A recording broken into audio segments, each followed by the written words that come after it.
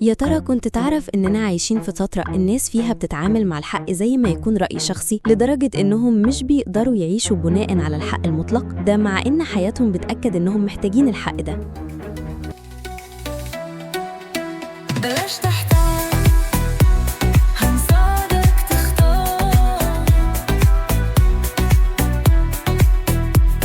المنيو، وقتك دهر، اختار اللي أهلا بيك في المنيو اللي بنساعدك فيه تختار تتعلم إيه وسط بحر الكورسات والكتب اللي على الإنترنت. الكتاب اللي اخترناه النهاردة من أفضل ما قرأنا عن الحق. الكتاب ده بيكشف أزمة الحق اللي بنواجهها في أيامنا دي، وبيوضح طريق المسيحيين للخروج من الأزمة دي. تعالوا نشوف أهم النقط. النقطة الأولى، الحق موجود ومصدره هو الله وحده. كتير من الناس شايفين إن الحق مجرد وجهة نظر شخصية أو حاجة المجتمع بيكونها، لكن الكتاب بيأكد إن الحق مش شيء بنبتكره إحنا، ده الحق ده موجود فعلا وربنا هو مصدره. تخيل إنك قدام معادلة رياضية زي 2 زائد 2 يساوي 4. النتيجة دي حقيقية وثابتة، مش مجرد رأي شخصي أو ثقافي، ده لأن في حقيقة رياضية مستقلة عن رأينا فيها. نفس الفكرة مع الحق الإلهي، هو حقيقة ثابتة بغض النظر عن رأينا فيها. النقطة الثانية، الكتاب المقدس هو إعلان الله المكتوب للحق، وبما إن الحق جاي من الله فإحنا بنعرفه من خلال إعلانه لنا، خصوصا في الكتاب المقدس. الكتاب ده مش مجرد أفكار بشرية، ده كلمة الله الموحى بيها بالروح القدس واللي لا تقبل الخطأ.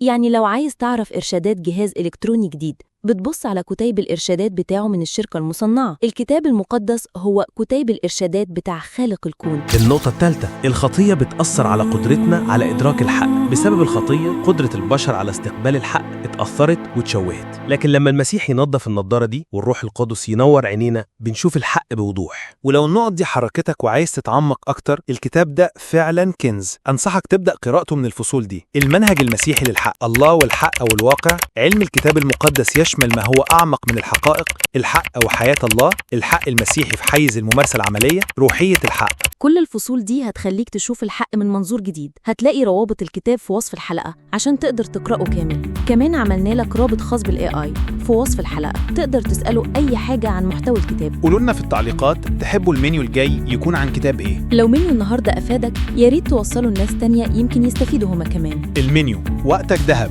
اختار اللي ينفعك. سلام.